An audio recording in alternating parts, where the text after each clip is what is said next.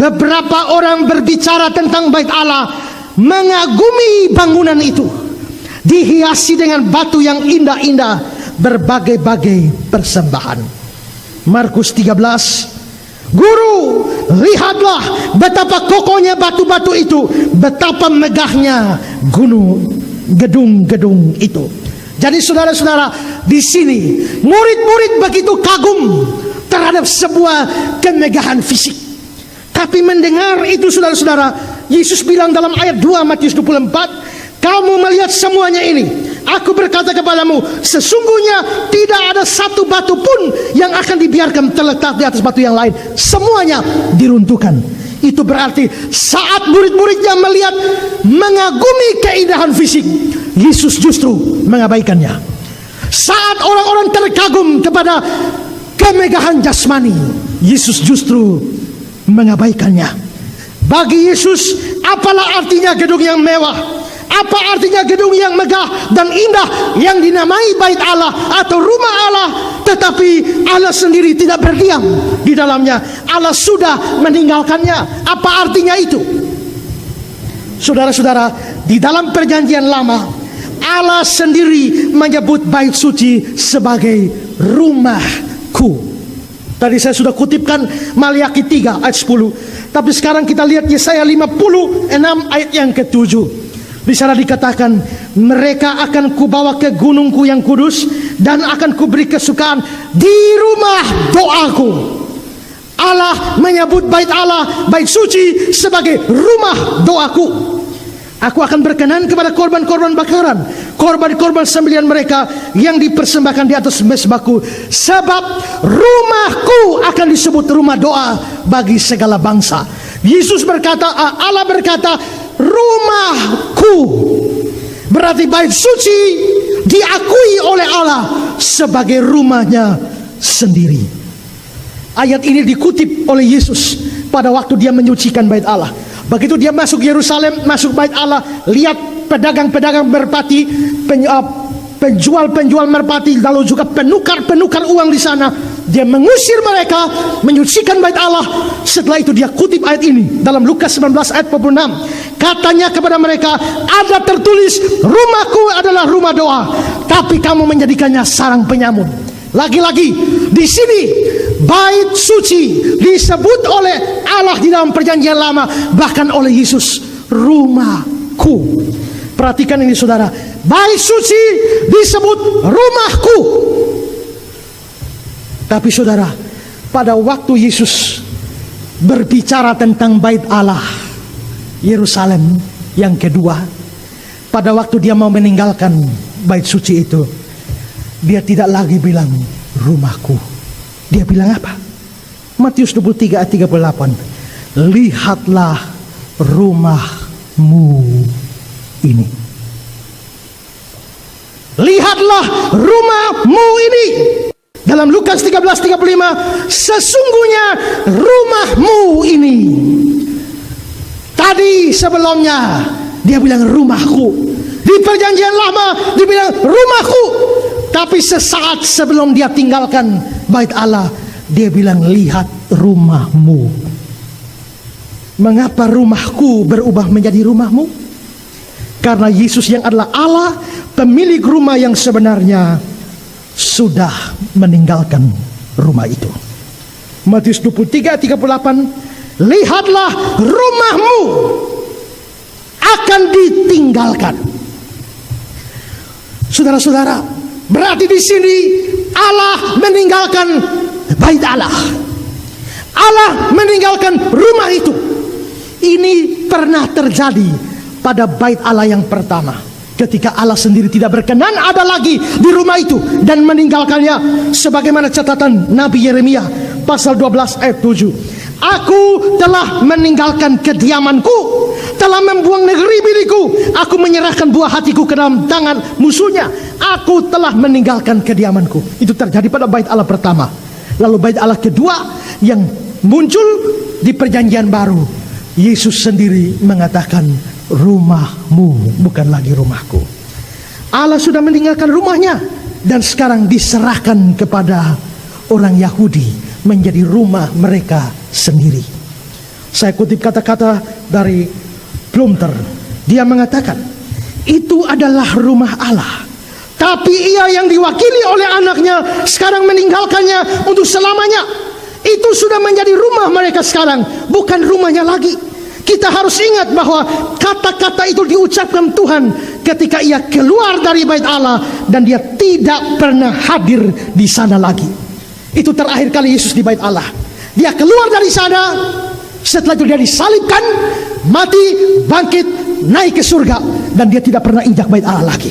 Itu terakhir kali Yesus keluar dari bait Allah, dan dia berkata, rumahmu ini akan ditinggalkan. Saudara-saudara, kalau Yesus yang Allah sudah meninggalkan rumah itu, lalu apa artinya rumah itu? Apa artinya ibadah?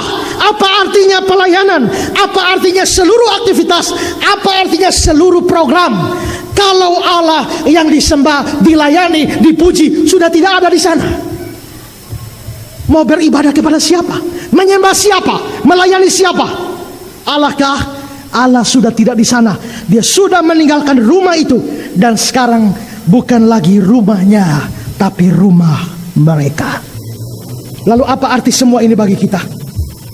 Begini, jikalau Allah yang begitu sepanjang sejarah perjanjian lama tinggal di rumahnya, menyebut bait suci dengan rumahku, tapi akhirnya meninggalkan rumah itu karena penolakan kepada dia, hal yang sama pun bisa terjadi bagi gereja Kristen. Jikalau gereja tidak lagi setia kepada Yesus Kristus, jikalau gereja tidak lagi setia kepada Injilnya, jikalau gereja telah berselingkuh dengan dunia ini, dengan seluruh paham yang di dalamnya, termasuk gereja-gereja yang menerima LGBT, gereja-gereja yang melakukan pemberkatan untuk perkawinan sejenis, itu gereja-gereja yang berselingkuh dengan dunia ini. Jikalau gereja tidak lagi setia kepada firman Tuhan yang benar, mengajarkan ajaran-ajaran yang sesat seperti pluralisme, inklusivisme dan sebagainya, gereja-gereja liberal seperti ini, Allah bisa meninggalkan gereja seperti ini, sekalipun gerejanya besar, mewah dengan berbagai macam fasilitas. Bisa gedung yang mewah, tapi tanpa Allah di dalamnya. Camkan ini baik-baik, saudara. Berapa banyak gereja mewah di dunia ini akhirnya dijual, berubah menjadi supermarket, bioskop, masjid dan sebagainya. Coba saudara lihat beberapa berita ini. Di Belanda, tiap pekan 2 gereja ditutup. Di Jerman, tiap 75 detik orang tinggalkan gereja. Gereja-gereja yang menyimpang dari kebenaran, yang meninggalkan kebenaran, berselingkuh dengan paham-paham dunia yang tidak kembali kepada firman. Gereja-gereja seperti ini sebenarnya menolak Tuhan. Jikalau Tuhan bisa keluar dari bait-Nya di Yerusalem, mengapa dia tidak bisa meninggalkan gereja-gereja sekarang?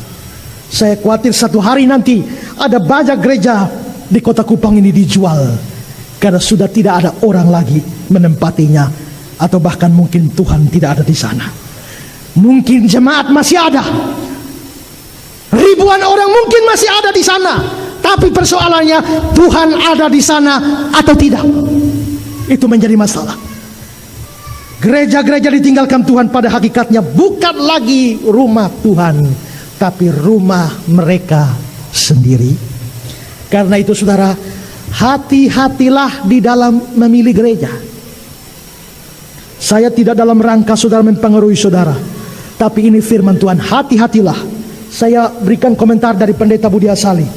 Dia mengatakan begini, apakah saudara masih sering berbakti kepada Tuhan di seadanya gereja, hanya karena gereja itu dekat rumah saudara, atau jam kebaktiannya cocok dengan waktu saudara? Ingat bahwa bagian ini mengajar bahwa ada gereja yang bukan merupakan rumah Allah, tapi sekedar rumahmu. Bisakah saudara disebut sudah berbakti kalau saudara pergi ke gereja semacam itu?